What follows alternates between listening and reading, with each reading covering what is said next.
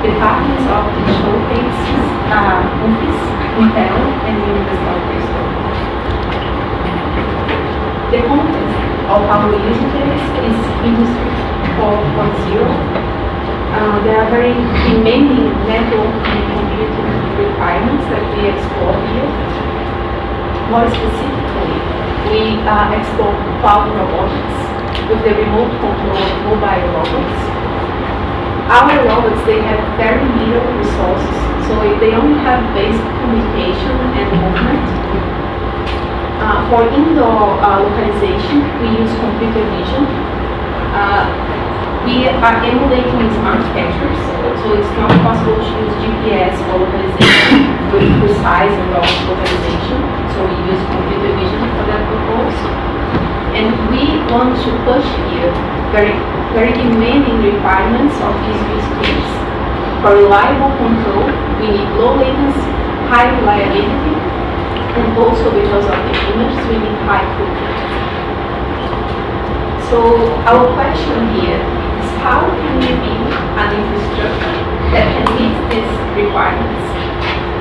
And we argue that the solution lies on network and cloud convergence. So from the cloud, we get high processing capacity and elastic resource orchestration. And for the reliable control, while the robots moving, we develop SDN-enabled wireless optical infrastructure. And we also divide the room in small cells so we can get high throughput. Considering the football main features, what we explore here. So in the wireless side, we will explore handover and monitoring. In the packet side, we explore packet configuration and monitoring. In the cloud scaling and monitoring. The test beds involved is the Office test bed in Espírito Santo. And in the control framework, we use O2 So this is the experience setup. I will explain in detail so we can understand the demonstration. We have a room here that emulates a smart factory. In this room, we have 4 cameras and a robot. The robot also has a camera, an onboard camera, for generating background traffic. So the cameras capture the image. Our room is connected using an SDN switch via a 10 gig fiber to a data center that's in another building in our university. In this data center, we receive the images from the camera, and there is an image processing service that will use these images to compute the robot location.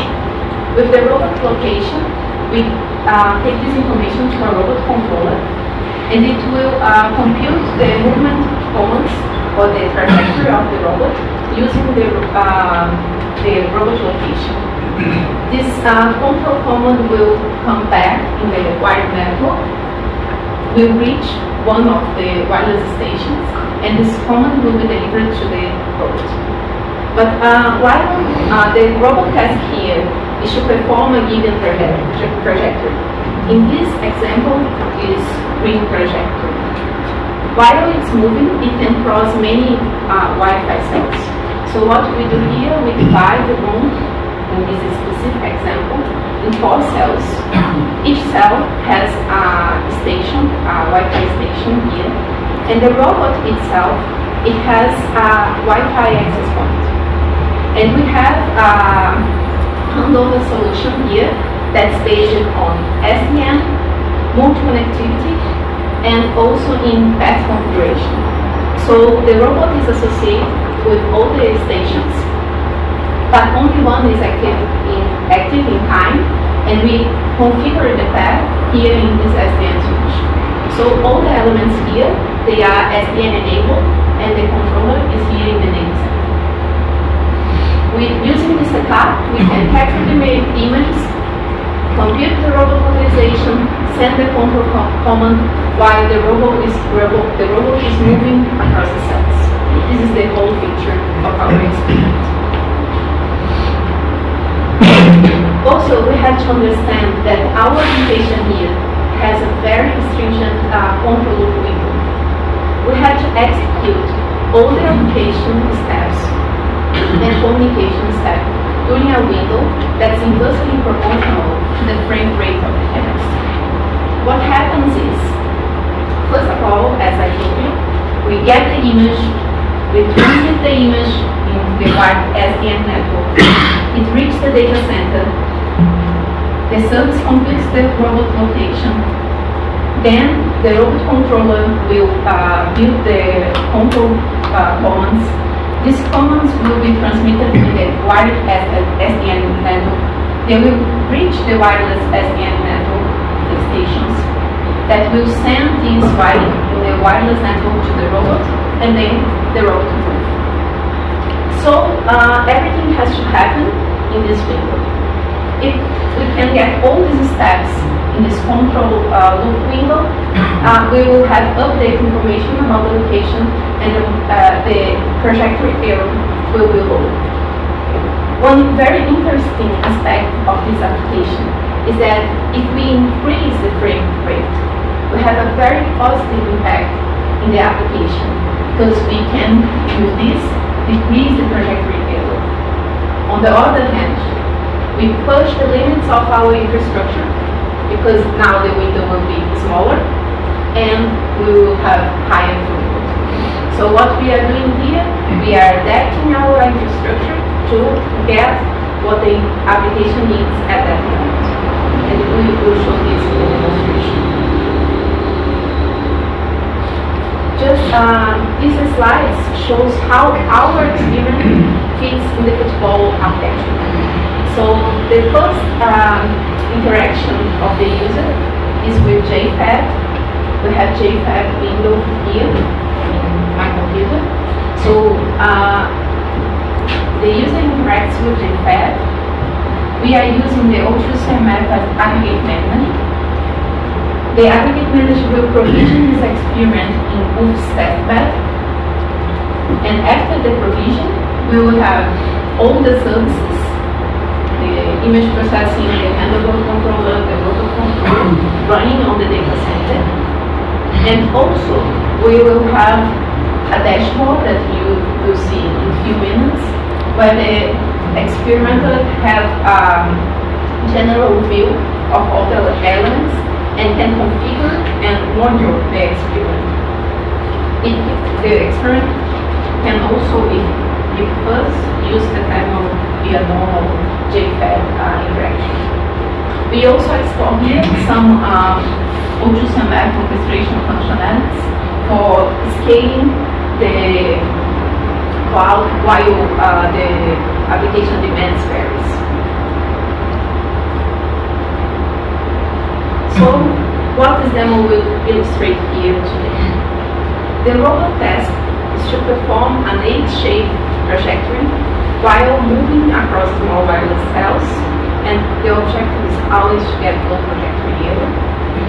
This trajectory is very nice because we have some linear parts and some curves, so difficult and easy parts for the robot. The main steps we will execute today, we have already provisioned there in JFab. We will configure and analyze some results in the dashboard. The first part will highlight the SDN maneuver, and the second part of the demonstration will highlight the cloud outscaling feature. So we had to keep in mind that our objective here is to finish all the control steps during the window. The first challenge we have here is we have to keep robot connectivity during the handovers. And we achieve this using that SDN root connectivity path configuration I explained in the other picture. First of all, we will configure 4 cells with the frame rate of 5. Then we will increase this FPS from 5 to 10, so we can see the difference in the application side. And during the demo, we will highlight that we are having seamless handover. And also we can see from the application side that when we increase the FPS, we have an impact in the trajectory error and in the CPU usage. With this takeaway, we will also go to the other challenge, that's how can we adapt the processing capacity of our infrastructure when the demand varies. Our solution for that is called vertical scaling. So we will configure the target CPU usage of an image processing service. So we want it to be in this range. First of all, we start with a low frame rate. With a low frame rate, we need low CPU, so the usage will be very low, and we will see a scale down in the cloud. So the cloud will detect that we don't need all the resources that we allocated, and it will remove some of the CPUs. After that, we will increase, we will vary the demand, so we will vary the frame rate, we increase the frame rate.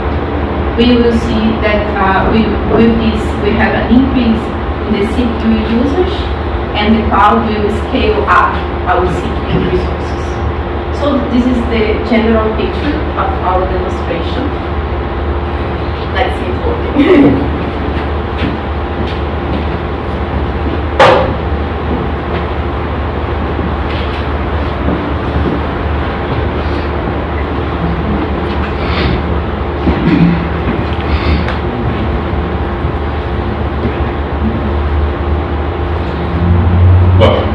Here we can see our dashboard that's built just for this specific experiment.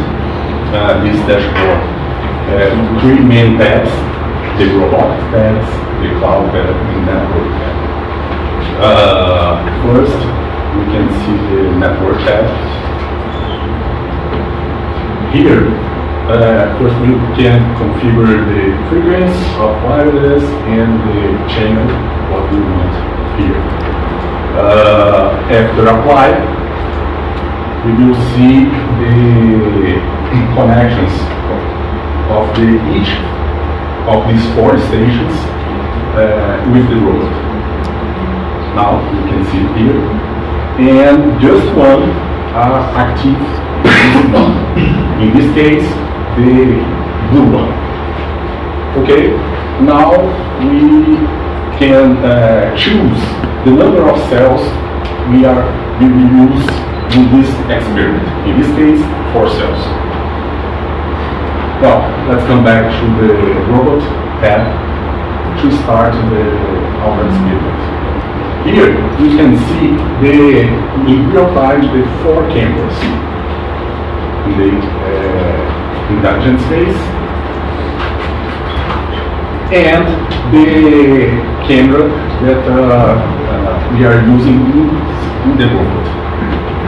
Okay, for start our experiment, you can configure some aspects of the experiment.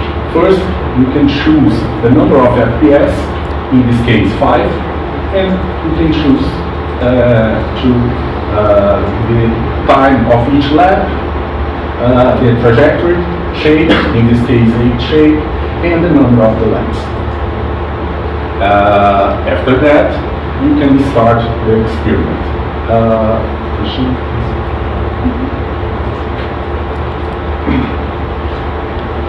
Well, here you can see the robot. This blue shape is the real position of the robot, and the shadow is the ideal position of the robot. The difference between the two are the error trajectory error, and you can see this error here in this graph, instantaneous trajectory error. Okay, and you can see different views. Come back to the network view. Here you can see the handover process happen. Every time that the image localization find the robot, send this location to the handoff controller, and the handoff controller choose one of these stations to activate. The last one blue, now red, after that yellow, and so on. You can see using this bandwidth graph, it's not possible to the red one, but you can see the draft in each station each time. Okay? Come back to the cloud tab. You can see the resource that I'm using for each VNF. In this example, you can see the CPU utilization of the Arduino. Arduino is the VNF that most use resource in our experiment. And here, just use something like 20%. And the memory usage. Okay, come back to the robot overview. You can see the robot stop. 100% completed of the experiment and the here you can see the velocity of the robot. Okay, now we increase the FPS and we can see with this FPS we need more resource of the infrastructure.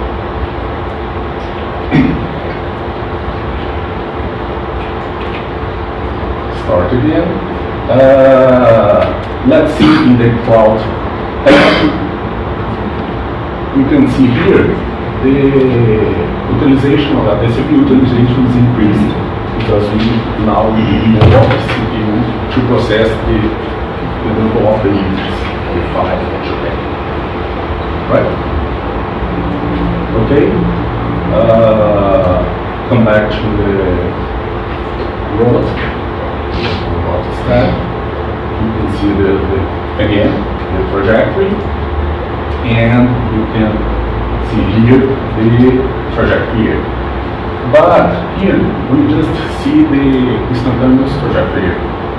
But all the data, not just this, but all the data are saved and we can analyze this data after the experiment. For example, here we can show the trajectory error for 5 FPS and 10 FPS, and we can see the decrease of the error and the variability of the error. That is important for this type of application. Okay. And the CPU utilization, how used more or less the total use of the CPU. Okay? Well, now we can see the second part here, and we see the auto-scaling of our solution working to meet the application requirement of the providing resource for this application, the automatic. Well, let's start with 5 FPS, low demand.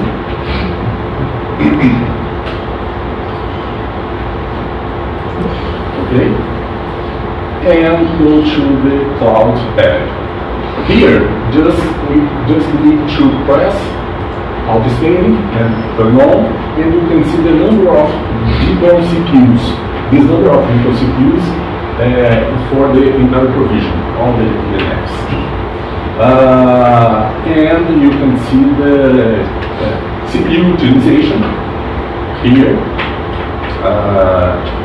when we provide all the virtual CPUs that we have for this experiment. We will expect in some moments here the scale down happen, and the CPU utilization is increased. Here, the CPU utilization, new scale down will be happening, and the CPU utilization increase until until reach this range between 45% and 65%. Now you can see another scale down, the second scale down. Now we are using just 17 virtual CPUs, and the utilization is more or less 40%. And in a few seconds,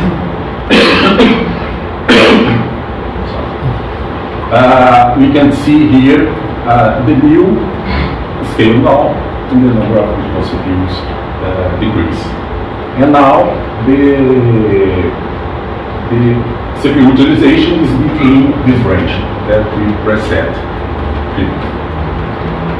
Okay, come back to the robot tab. Now we start the new experiment using 15 FPS. That demand a lot more resource of the infrastructure. Please. Come back to the cloud. You can see here the CPU utilization is in 100% because now we need much more resource because we are using just a few CPUs for this specific VNF, and the orchestrator can see this, and in some moments we scale up the number of CPUs, and the number of CPU utilization will increase in a few moments, probably. This behavior happens, or will happen, until the orchestrator reach the CPU utilization value between these two values that we set previously. Yeah, but it was 16 and now it's sorry, because the light is not so good. But we can see here they scale up. We have before 16 and now we have 17 microseconds. Yeah, not so much to see, but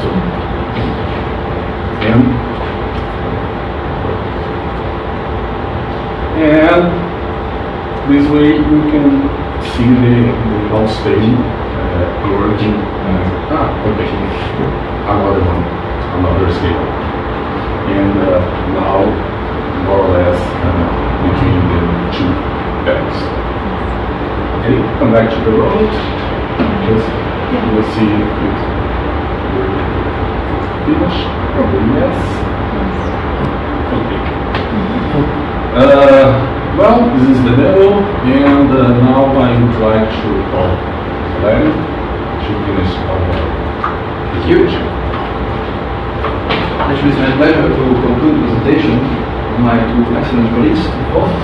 And I will do so starting with the takeaway messages that we would like to deliver. The first one is that the industry field of null, I call this actually as wording because that's based on what we started. Challenges are successfully addressed, we can say so, because actually we have been working on high control constraints, we have been working on multi-domain networking cloud management, and we have been working on reliable control combined with the distributed system. All these three things have been tackled by the work done in this experiment, and we have shown the results. In addition, I would say that the SDN and cloud computing are key ingredients for smart factories. We identified these two among the several ones that we could pick, but we think that these two are really the key ones to the new performance needed for this specific use case that we use mainly in 5G. Elastic resource orchestration, cloud autoscaling, and seamless SDN enables global using Wi-Fi. This is something interesting because actually Wi-Fi is a technology that is already there since a while. It is rather economic compared to cellular ones, and especially if we think about 5G deployment. There will be a big fight between the existing related technology that are already there and 5G that needs to be deployed, especially if you think about big areas, big power, or big factories. So now the start of the fight is there, as the 5G technology is popping up into the market. We will see how Wi-Fi will evolve to catch up with that, and will be the cost of deploying the 5G network using terminals and sensor in this compact system. I really used to see that.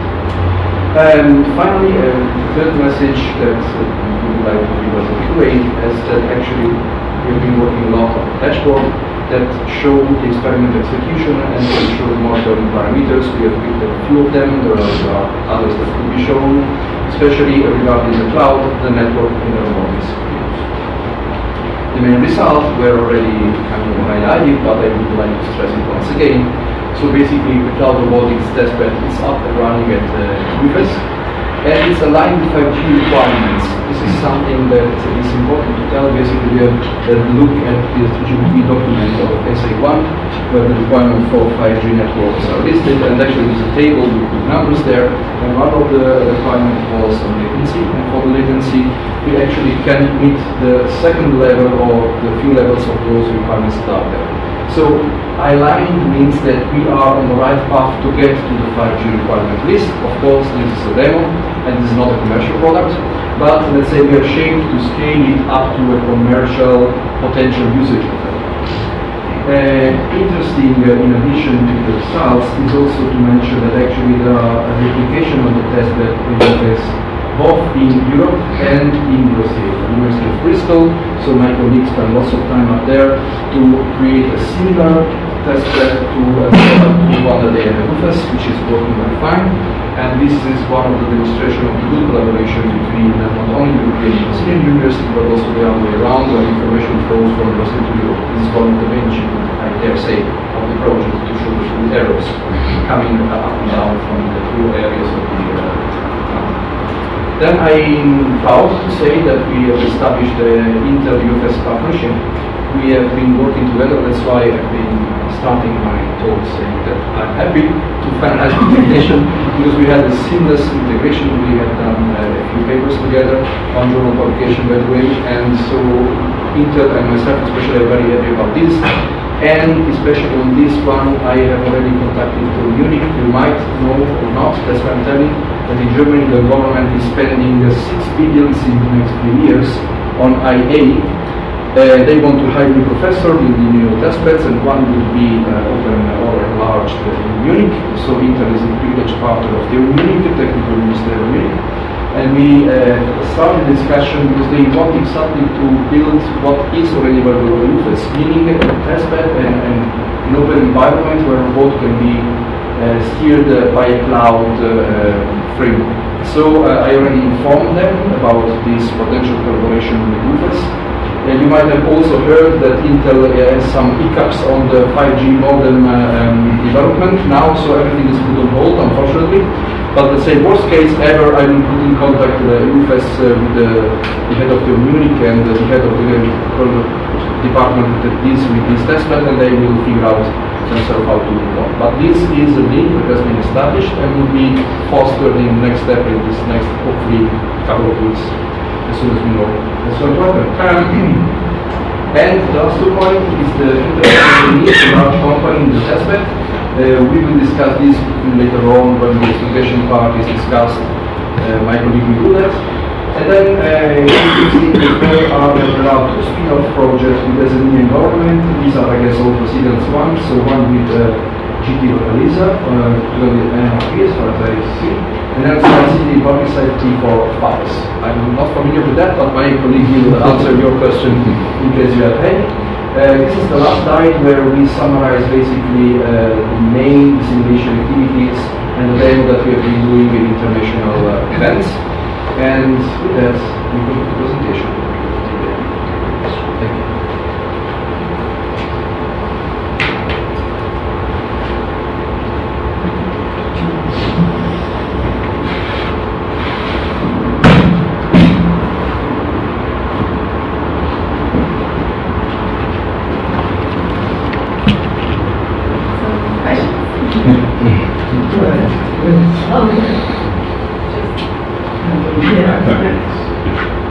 Exciting project, thank you. I'm a bit intrigued by the rectangular cells, and then, I mean, I understand pushes the representation of what's really going on. But what's really happening in the RF domain is that you have these overlaps which should be the best places for correcting the position and taking advantage of it. And then you have the handover scenarios that you're proposing. Are you taking full advantage of the fact that there are areas where at least two, sometimes three, even if there's a little area with four base stations picking up the signal? We are not yet in this use case, but we could explore to use two stations at the same time. At the moment, we're using just one. The rectangular area is just a representation of what the SDN controller considers when it operates the path configuration. Okay. So the coverage of each station, they are overlapping, they are covering the whole room. But for the SDN controller, the limits of each station are the rectangles. But simply linking what's really happening in the RF domain to and feeding that information to the controller would make the controller's job so much easier. Yes. The controller has this information. At the moment, we are doing something that is simpler than it could be. But if we want this information, we could do much more advanced application in the SDN controller to make more advantage of this RF coverage.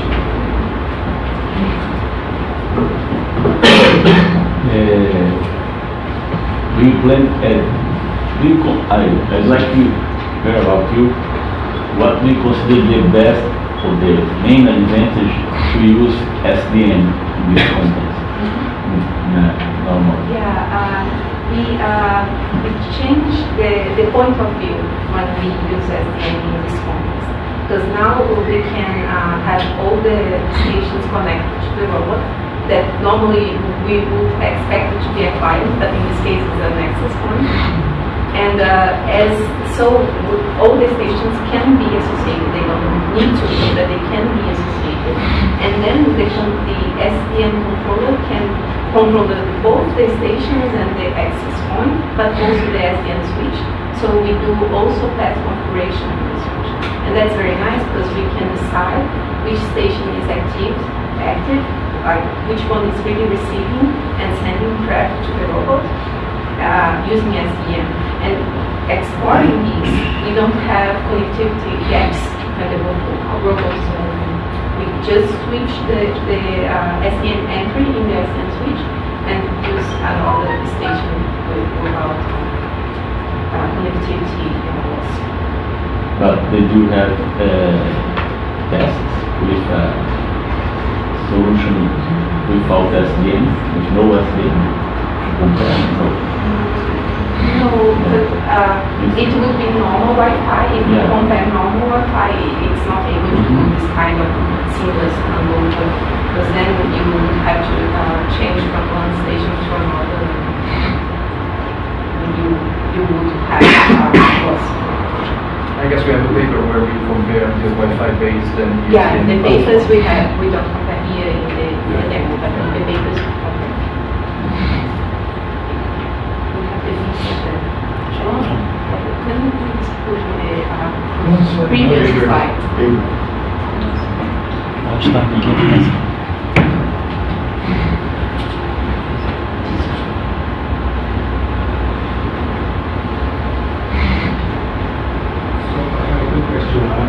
You mentioned that the robot itself acts as an access point. So how does that work? Why does it act as an access point? Because then you can associate with all the stations. You mean simultaneously? Yes. This is a big, it doesn't need to be with all stations, but we have multi-connectivity. Even if you have more station, when the moving moves, you can associate with others. Yeah, and because they are also controlled by the handover controller, this can be done dynamically, so it can send a message to one station, and the station will send a beacon to the next point with the Have you compared in terms of power consumption, this solution compared to Wi-Fi? It's Wi-Fi. It's Wi-Fi. But, Same. no, we don't compare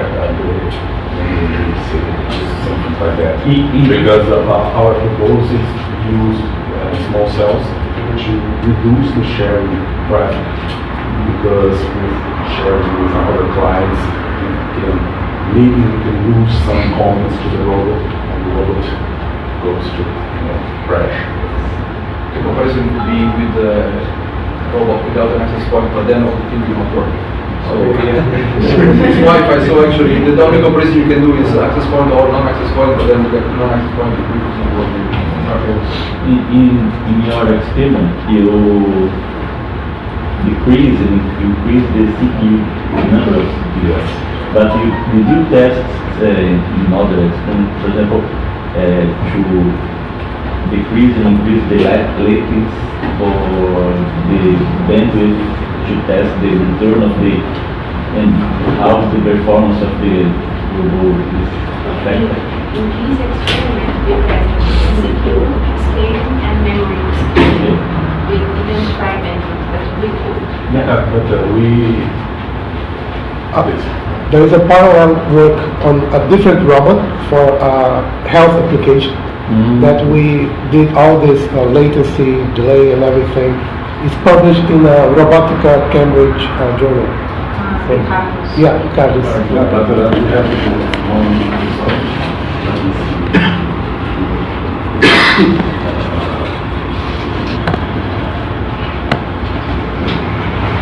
It's not there. Just show the other journal paper that has some measurements. Yeah.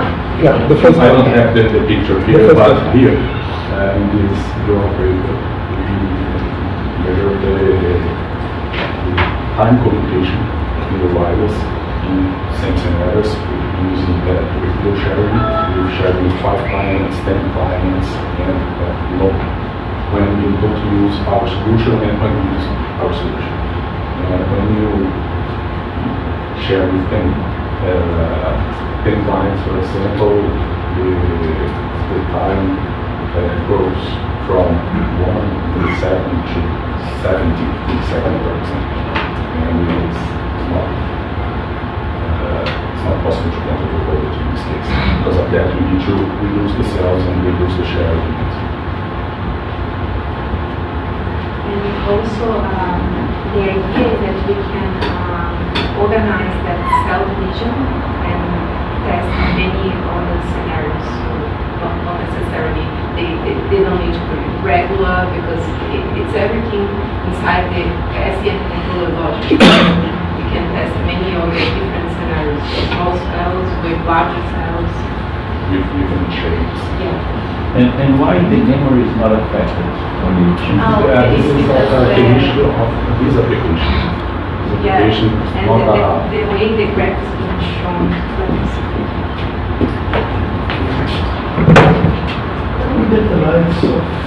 Yeah, it doesn't matter the number, the rate of the images. Yeah. It's just that Because for this application, Yeah. different application, maybe we need to. The application Scale the- reserves the memory, and then you cannot deallocate during the execution. But it's not using the whole allocated memory. It's the way the application does. Yeah, and I think it should be highlighted that the scale up of the virtual machine is hard. Yes. It takes a while to start up or anything, the robot will get lost. So the handover and the scaling up is, these are a hot modification without hitless process for the Those connections. Yeah, and the important information, this was an extension in OpenStack, because OpenStack does not natively support hot vertical scale. I was curious about how the SME solution interacts with this demo. I mean, the solution using the release according to the guide. We are using for this project, and now the last week we have approved this GD or this project, and the idea is because Lisa can guide the blind people in outdoor environments, but because it's possible to use GPS to analyze it. But in York it's not possible, and a lot of clients ask this SCMD to help them do that, and that it's not possible. But when she saw our solution, the idea is to localize the laser, and for example, you can ask laser goes to the store X, and the cameras the laser and send comments and goes until the store is roaming or So something else. robotic dog. You can use whatever camera that have in the space, like vigilance cameras, for example, it's possible to use, and every go to a building or shopping or hospitals, something like that, and because of that, it's possible to guide this blind people in this space. So you're still based on the images and still based on the cameras, still based on... Yes, we are using cameras, but not just cameras. If sometimes we can prove the data of cameras and other sensors, not a problem for us. But to process everything in the robot, it's a problem for him because it's so expensive to put everything there, and even though it's not possible to complete the task in the continuity. This is a real problem, and we try to fix this using another idea. Yes. I don't know if I'm talking loosely, but just is there any way of localizing indoor objects based on the proximity of object to the antenna of the EP and the triangle? Yes, it's possible to do that, but we have a lot of restrictions for this, and depending on the environment and so on. And we have a precise method to localize and then our review of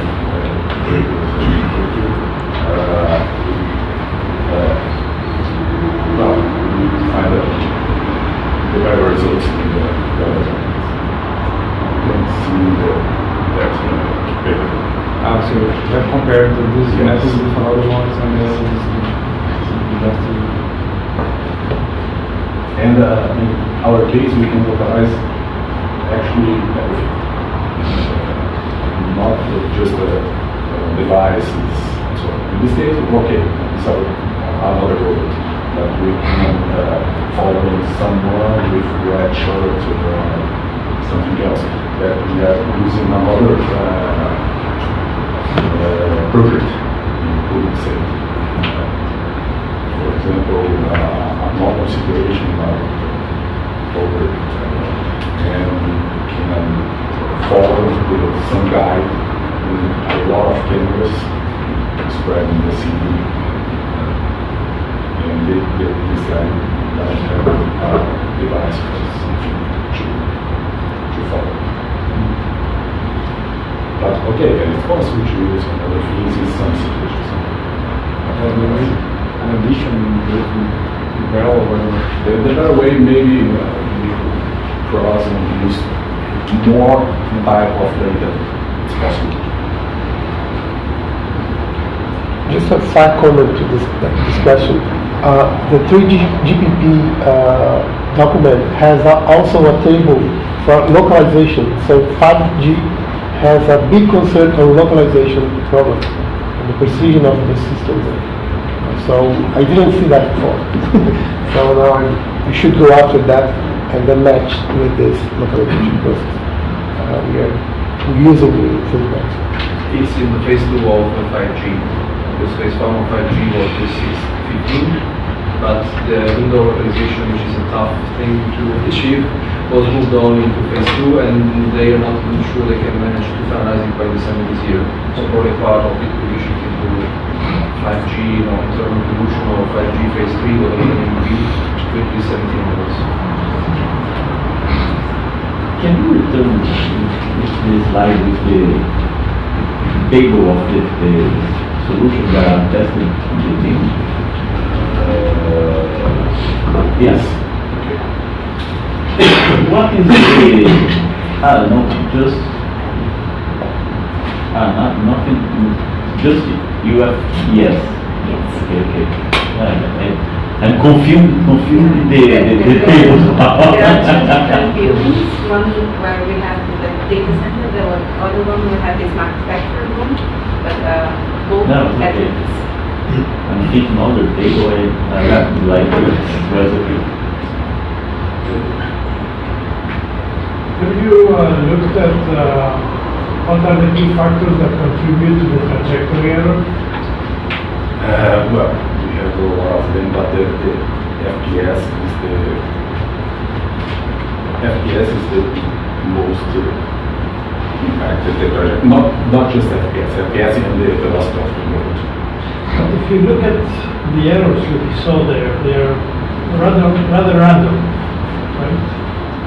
I mean, Not for the rate of because the trajectory itself, it has easy and difficult parts. And impact So directly. you have to see a pattern that repeats.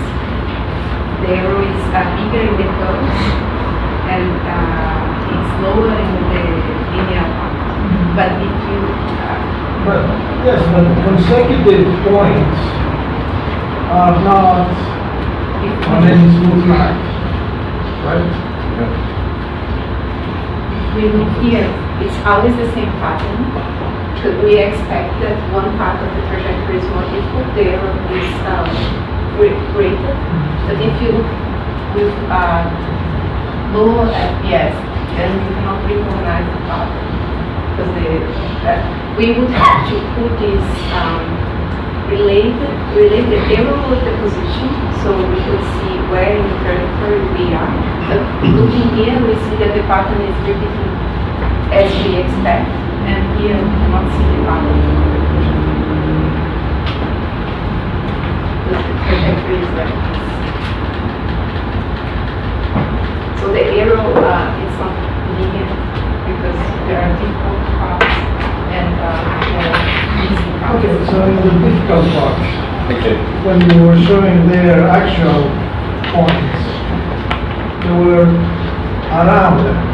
Around, yes. So what makes them not be regular, smooth? Well, here we have a problem with the resolution in the dashboard.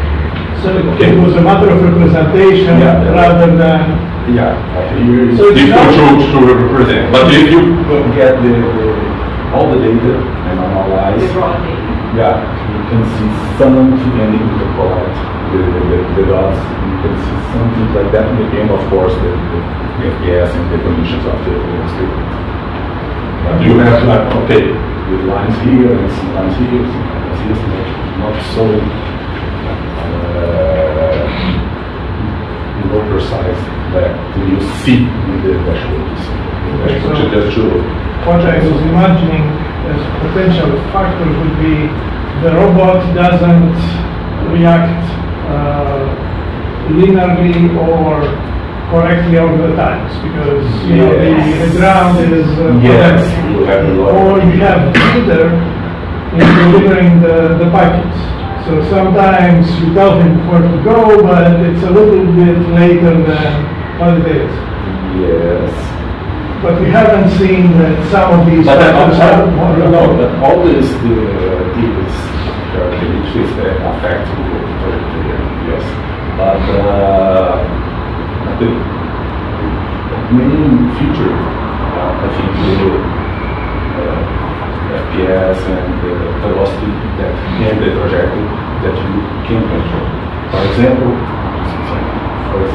if you use more cameras you can have the more precise result.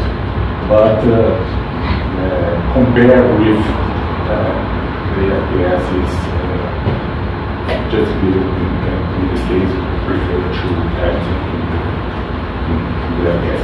And the FPS is controlled by application.